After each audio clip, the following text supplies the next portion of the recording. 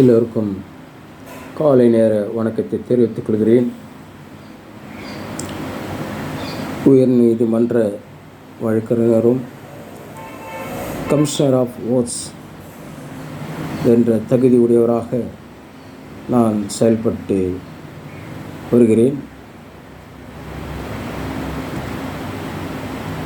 குடும்ப நல நீதிமன்றங்களிலும் உயர் நீதிமன்றங்களிலும் சிவில் கோர்ட் ஆகியவைகளிலும் புரிந்து வருகின்ற எனக்கு சமூகத்தில் ஒரு நல்ல காரியங்களை செய்ய வேண்டும் என்பது குறித்து திட்டமிட்டு இருக்கிறேன். இதற்கு முதலாக ஃபேமிலி கவுன்சிலிங், குடும்ப ஆலோசனை ஒவ்வொரு கணவன் மனைவிக்கும் தேவைப்படுகிறது. ஒரு குடும்பத்தில் ஒரு கணவனுக்கும் மனைவிக்கும் சரியான புரிதல் இல்லை என்றால் அந்த குடும்பத்தில் விவாகரத்துகள், சண்டை சச்சரவுகள் ஏற்படுகிறது.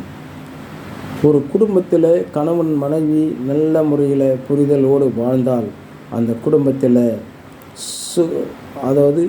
சம்பூரணமான வாழ்வு ஏற்படும். அந்த குடும்பத்தில் கணவன் மனைவிக்குள்ளே சரியான புரிதல் இல்லை என்றால் அடிக்கடி அவர்களுக்குள்ளே பல பிரச்சனைகள் உருவாகி குழந்தைகள் ஒரு பக்கம், பெற்றோர்கள் இன்னொரு பக்கமாக விலகி இருப்பார்கள். இது குழந்தைகள் சிறிய வயதிலிருந்தே பெற்றோர்கள் என்ன செய்கிறார்கள் என்று கவனித்து வரும்போது அவர்கள் வளரும் வயது காலம் வரும்போது அப்போ யோசித்து பார்ப்பார்கள், தன்னுடைய அம்மா அப்பா இப்படி சண்டை போடுவார்கள், ஏன் இப்படிப்பட்ட சூழ்நிலைகள் வருகிறது என்று. கூடாத காரியம்.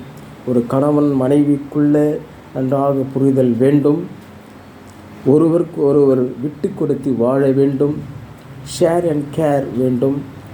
பிள்ளைகளுக்காக தன்னை அர்ப்பணித்து கொண்டு பிள்ளைகளுடைய எதிர்காலத்தை கொண்டு பெற்றோர்கள் வாழ கற்றுக்கொள்ள வேண்டும். அப்படி வாழவில்லை என்றால் குழந்தைகள் சிதறி பதறி போய்விடுவார்கள். நம்முடைய பெற்றோர்களுடைய வாழ்க்கையும் நிம்மதியாகவும் சமாதானமாகவும் இருக்காது, சந்தோஷமாக இருக்காது. எப்பொழுதுமே சண்டை தான் வாழ்க்கை என்று நீ நினைத்தாயானால் உனக்கு எந்தவித பிரச்சனைகளை சமாளிக்க முடியாது. விட்டு கொடுத்து வாழ வேண்டும். விட்டு கொடுத்து வாழும்போது யாருமே கெட்டு போவதில்லை. ஆகவே முதல்ல பேக் போன் ஆஃப் தி ஃபேமிலின்னு சொன்னால் ஒரு கணவன் மனைவி தான் ஒரு குடும்பத்தில் பேக் போன். அந்த கணவனும் மனைவியும் ஒன்றாக சேர்ந்து வாழும்போது தான் அந்த குடும்பம் நன்றாக இயங்கும். ஒரு மாட்டு வண்டிக்கு எப்படி 2 சக்கரமும் பேலன்ஸாக வைக்கப்பட்டு நகர்ந்து போகிறதோ அதே போல தான் குடும்பத்தில் ஒரு கணவன் மனைவி 2 பேரும் சமமாக நகர்ந்து அந்த குடும்பத்தை வழிநடத்த கற்றுக்கொள்ள வேண்டும். இதில் 3வது மனிதர்கள் தலையிட்டு இந்த குடும்பம் நன்றாக இருக்கிறது, இந்த குடும்பத்தை எப்படியாவது பிரிக்க வேண்டும் என்று சொல்லி கணவனிடத்தில் சில தேவையில்லாத காரியங்களை சொல்லி அந்த குடும்பத்தில் கோபம் ஊட்டுவது. அதே போல் மனைவியிடத்தில் தேவையில்லாத குறைகளை, கணவனை பற்றி குறைகளை சொல்லி அந்த குடும்பத்தில் கலகம் ஊட்டுவது கூடாத காரியம். கணவன் மனைவிக்குள்ளே யார் என்ன பற்றி சொன்னாலும் கேட்கக்கூடாது. என் கணவன் பற்றி எனக்கு தெரியும். ஈவன் கணவனே தவறு செய்திருந்தால் கூட அந்த நேரத்தில் எதுவுமே முகம் சுளிக்காமல் வீட்டுக்கு வந்து கணவனை கேட்கணும். அது இல்லாமல் அப்படியே நடு ரோட்டில் போட்டு பிரச்சனை பண்ணி உடைத்து விட்டாயனால் கணவன் மனைவிக்குள்ளே கசப்பு வெறுப்பு ஏற்படுகிறது. பிறகு வீட்டில் நாம் கையாளுகின்ற ஒவ்வொரு பாத்திரங்களும் தடா புடா என்று பறக்கும். கூடாத காரியம். கணவன் மனைவிக்குள்ளே ஒரு மனதாவி வேண்டும். கிறிஸ்துவுக்குள் வாழ்கின்ற ஒவ்வொரு சகோதர சகோதரிகளும் வேதம் சொல்கிறது, தேவன் இணைத்ததை மனிதன் பிரிக்காதிருப்பானாக என்று. அப்போது தேவனுடைய சித்தத்தின்படி இரு மனங்களும் ஒரு மனதாகி திருமணம் ஆகப்பட்டிருக்கிறது. அந்த திருமண காரியத்தை உடைப்பதற்கு பிரிப்பதற்கு யாருக்குமே அதிகாரம் கிடையாது, கடவுள் தேவனை தவிர. இதை புரிந்து கொண்டு வாழ்ந்தால் குடும்பத்தில் ஆரோக்கியமான குடும்பம் நன்றாக இருக்கும். இதை விட்டு விட்டு நீ என்ன சொல்வது, நான் என்ன செய்கிறதுன்னு சொல்லி நீ வாழ்க்கை நடத்தினா உன்னுடைய வாழ்க்கையில் மாற்றங்கள் ஏற்படாது, ஏமாற்றங்கள் தான் ஏற்படும். சற்று சிந்தித்து பாருங்கள் சகோதர சகோதரிகளே. ஒரு குடும்பத்தில் ஒரு கணவன் மனைவிக்குள்ள பல லட்சக்கணக்கான பணத்தை போட்டு செலவழித்து திருமண காரியத்தை செய்து வாழ்க்கையே சரியில்லைன்னு சொல்லி ஒரு மாதத்தில் 2 திருமணமான 3வது நாளில் 4வது நாளில் விட்டு வருவது எவ்வளோ அநாகரிகம் என்பதை சற்று சிந்தித்து பாருங்கள். திருமணத்திற்கு முன்பே கூடி ஆலோசனைத்து இரு தரப்பினர்களும் நல்ல முறையில் விசாரித்து அந்த குடும்பம் எப்படிப்பட்டது, அந்த பெண் எப்படிப்பட்டது, அந்த கணவன் பட்டவன் என்பதை அலசி ஆராய்ந்து பிறகுதான் நீ திருமண காரியத்தை ஏற்படுத்தி செய்ய வேண்டும். அதே போல் திருமணம் செய்ய போகும் பெண்ணுக்கும் திருமணம் செய்ய போகும் கணவனுக்கும் 2 பேரையும் பேசவிட்டு சம்மதத்தை வாங்கி கொண்டு தான் பெற்றோர்கள் இரு தரப்பினரும் திருமணத்தை செய்ய வேண்டும். சில பெண்கள் திருமணத்திற்கு முன்பே யாராவது லவ் பண்ணியிருப்பார்கள், அதை மனசிலேயே வச்சுட்ருப்பாங்க, வெளி சொல்ல மாட்டாங்க. அதே போல் திருமணம் ஆக போகும் சகோதரனும் மனசுலேயே வச்சுருப்பான், வெளி சொல்ல முடியாது. அப்போது ஒன்று அந்த சகோதரி திருமணத்துக்கு முன்பு யாராவது லவ் பண்ணியிருக்கலாம், இல்லை இந்த சகோதரன் திருமணத்துக்கு முன்னாடி யாராவது லவ் பண்ணியிருக்கலாம். இது 2 பேரும் கலந்து ஆலோசிக்கும் போது, இல்லை நான் ஏற்கனவே லவ் பண்ணுறேன் அதனால் என்ன நான் திருமணம் பண்ணிக்க முடியாதுன்னு சொல்லி ஓப்பனாக பேசிட்டிங்கன்னா அங்கு பிரச்சனைகள் ஒழிந்து போய்விடும். இதை விட்டு எதையும் மூடி மறைத்து விட்டு திருமணத்தை செய்து கொண்டு பிறகு அந்த காரியம் தெரிய வந்ததானால் அப்பொழுதுதான் குடும்பத்தில் சில பிரச்சனைகள் உருவாகிறது. இது பெற்றோர்கள் ஜாக்கிரதையாக அறிந்து கொள்ள வேண்டும். பெற்றோர்கள் நன்றாக புரிந்து கொள்ள வேண்டும். தான் வளர்க்கப்பட்ட பெண் எப்படிப்பட்டவள் என்று பெற்றோர்கள் தெரியும். அந்த பெண் எப்படிப்பட்டவள் என்பதும் பெற்றோர்கள் அவர்களுடைய கேரக்டரும் தெரியும். அதே போல் வளர்க்கப்பட்ட மகன் சைடும் பெற்றோர்களுக்கு மகனை பற்றி தெரியும். மகன் எப்படிப்பட்டவன், எப்படிப்பட்ட கேரக்டர் உடையவன், இதெல்லாம் அலசி ஆராய்ந்து ஒரு மனதோடு இரு வீட்டு தரப்பினரும் ஷேர் அண்ட் கேர் பண்ணி திருமணத்தை செய்தால் அந்த திருமண தம்பதிகள் சந்தோஷமாக இருப்பார்கள். குடும்பத்தில் எந்தவித பிரச்சனையும் வராது. சில காரியங்களை மூடி மறைத்து விட்டால் அவங்க பண்ணிக்க போட்டோம், யாராவது லவ் பண்ணின்னு போட்டோம், இது கல்யாணம் ஆனால் சரியாயிடும் அப்படி சொன்னீங்களேன்னா அப்பொழுதுதான் பிரச்சனைகள் உருவாக்கும். அதே போல் சில சகோதரிகளுக்கு சில பழக்கங்கள் இருக்கும், கொஞ்சம் மென்டலி டிப்ரெஷனாக இருப்பாங்க, சைக்காலஜிக்கலாக ப்ராப்ளம் இருக்கும்.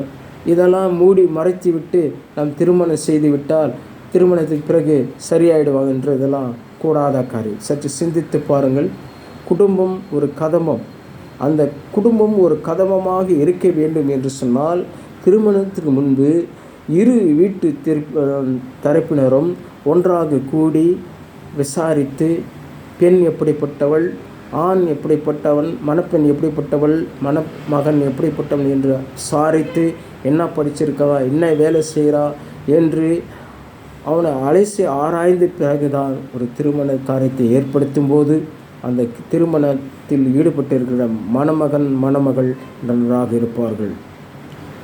இல்லை என்றால் குடும்ப நல நீதிமன்றங்களே ஏன் வழக்குகள் வருகிறது? ஒருவருக்கு ஒருவர் சரியான புரிதல் இல்லை. ஒருத்தன் ஐயா அவர் இல்லீகலாக இருக்கிறாரு, அவங்க இல்லீகலாக இருக்கிறாங்க, வேறொரு நபருடன் தொடர்பில் இருக்காங்க, வேறொருத்தியுடன் தொடர்பில் இருக்கிறாங்க. இதுக்கெல்லாம் காரணம் என்னன்னு சொன்னால் நீங்கள் தான். மணப்பெண் மணமகள் தான் காரணமே.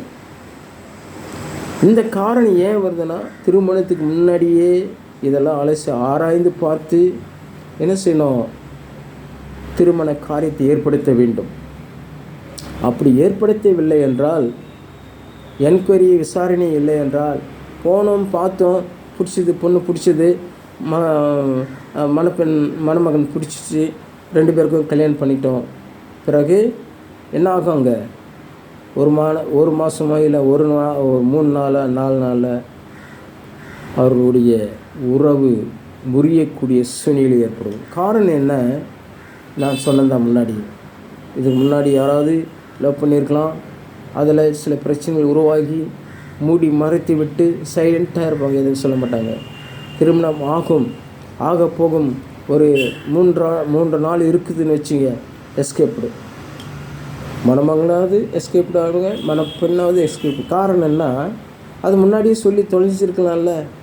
எவ்வளோ செலவு பெற்றோர்கள் 10 மாதம் குழந்தையை பெற்றெடுத்து ஆளாக்கி அவர்களை படிக்க வைத்து வேலையும் வாங்கி கொடுத்து அவர்களை நடத்தி வருகிறார்கள் சொன்னால் லேசான காரியமாக கூடாத காரியம். அன்பு சகோதரிகளே, இந்த கால வேளையில் குடும்பம் என்பது ஒரு கதம்பமாக நாம் கற்றுக்கொள்ள வேண்டும். அந்த குடும்பத்தில் கணவன் மனைவிக்குள்ள ஒருமனது ஆவி இருக்க வேண்டும். எதையும் விட்டு கொடுத்து வாழ வேண்டும். ஒன்று மனைவி விட்டு கொடுக்க வேண்டும். மனைவி விட்டு கொடுக்காதவளாக இருந்தால் கணவன் விட்டு கொடுத்து போங்க. எதற்காக? வாழ்க்கை நன்றாக இருக்கணும், பிள்ளைகள் நன்றாக இருக்கணும்.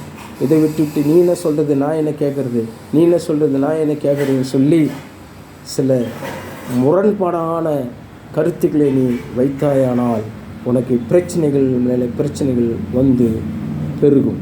அப்பொழுது குடும்பத்தில் சமாதானம் இருக்காது, சந்தோஷம் இருக்காது. எப்பொழுதும் பிரச்சனை, சந்தேகம் உன்னுடைய வாழ்க்கையில் ஒரு கேடாக மாறிவிடும். சந்தேகப்படக்கூடாது. கணவன் மனைவிக்குள்ளே சந்தேகம் வந்துச்சுன்னா அது கடைசி வரைக்கும் அது ஒரு நோய். அது யாராலுமே மாற்ற முடியாது. திருடனை அவனாக திருந்த விட்டால் திருந்த முடியாது, அவனாக தான் திருந்தணும். அதே போல் தான் சந்தேகம் வந்துச்சுன்னா அவர்கள தான் அதை திருத்திக் கொள்ள வேண்டும். தேவையில்லாத சந்தேகங்கள். நீ அந்த பொண்ணுக்கிட்ட பேசின, ஏன் ஃபோனில் பேசின, நீ ஏன் அந்த பையன்கிட்ட பேசின, ஏன் ஃபோனில் பேசின, இத்தனை மணிக்கு பேசியிருக்கேன். சந்தேகங்கள் வரக்கூடாது.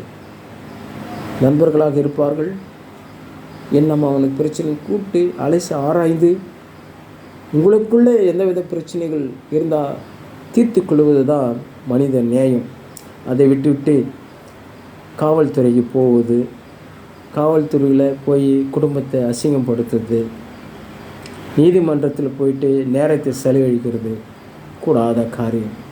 இன்று எத்தனையோ பெண்கள் நீதிமன்றங்கள் போல வழக்கு தொடுத்து விட்டு கணவன் இடத்துல மெயின்டெனன்ஸ் வாங்கி கொடுங்க சொல்லி, குழந்தைக்கு படிக்கிறதுக்கு மெயின்டெனன்ஸ் வாங்கி கொடுங்கன்னு சொல்லி போய் நிற்கிறார்கள். எவ்வளவு பரிதாபமான நிலை பாருங்கள். எவ்வளோ காசு போட்டு எவ்வளோ செலவு செய்து திருமணம் ஆனால் கோற்றும் கையுமாக நீ நடப்பதை விட்டுவிட்டு குடும்பமாக வாழ்க்கை நடத்த கற்றுக்கொள்வது தான் உம்முடைய எதிர்காலம் நன்றாக இருக்கும். சற்று சிந்தித்து பாருங்கள். இப்படிப்பட்ட சூழ்நிலையில் குடும்பத்தில் எந்தவித பிரச்சனைகள் வந்தாலும் இருவரும் சேர்ந்து ஒன்றாக பேசி தீர்த்து கொள்ள வேண்டும். உனக்கு என்ன பிரச்சனை,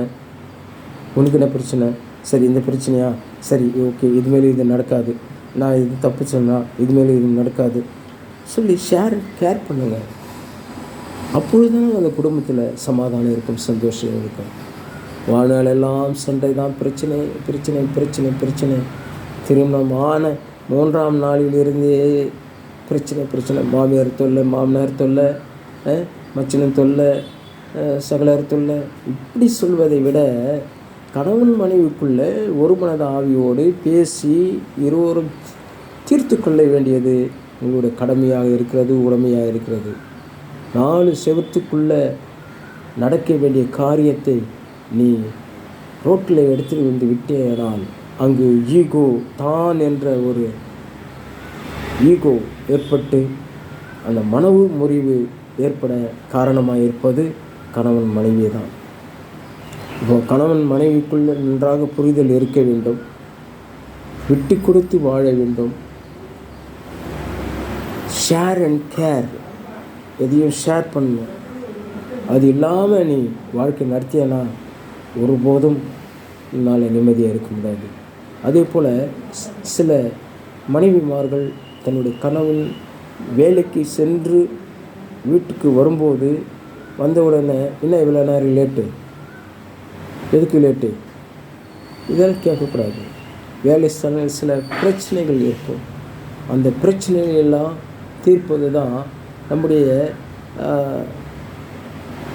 கடமையாக இருக்கிறது. வீட்டுக்கு வந்த உடனே தண்ணி குடிக்கிறீங்களா, உட்காருங்க, இன்னும் அரவணைச்சாலே சில அந்த டிப்ரெஷன் டென்ஷனெல்லாம் குறையும்.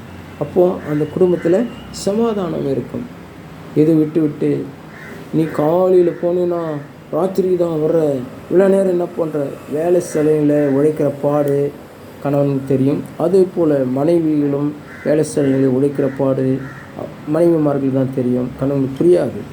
இதே வேலை ஸ்தலங்களில் இப்படிப்பட்ட பிரச்சனைகள் இருக்குது, எனக்கு இப்படிப்பட்ட பிரச்சனைகள் இருக்குது, அப்படி 2 பேருமே பிரச்சனைகளை எப்படி எதிர்கொண்டு வாழ்வதுன்னு சொல்லி நீங்கள் ஷேர் அண்ட் கேர் பண்ணிங்கன்னா நிச்சயமாக வாழ்க்கையில் சமாதானம் வரும், குடும்பத்தில் எந்தவித பிரச்சனைகள் வராது, விவாகரத்தும் வராது. ஆகவே அன்பு சகோதர சகோதரிகளே, நீங்கள் நன்றாக கூர்ந்து கவனித்து ஒருவருக்கொருவர் ஒரு மனதோடு வாழ கற்றுக்கொள்ள வேண்டும், சமாதானத்தோடு வாழ வேண்டும், குடும்பத்தில் எந்தவித பிரச்சனைகள் இல்லாமல் வாழ வேண்டும். அப்படி உங்களுக்கு ஏதாவது குடும்ப ஆலோசனை வேண்டும் என்று சொன்னால் என் பெயரை நோட் பண்ணிங்க. பி. சந்திரன், வழக்கறிஞர், சென்னை உயர்நீதிமன்றம். என்னுடைய செல் நம்பர் 9840034610. என்னுடைய கைபேசி எண் 9840034610. நன்றி, வணக்கம்.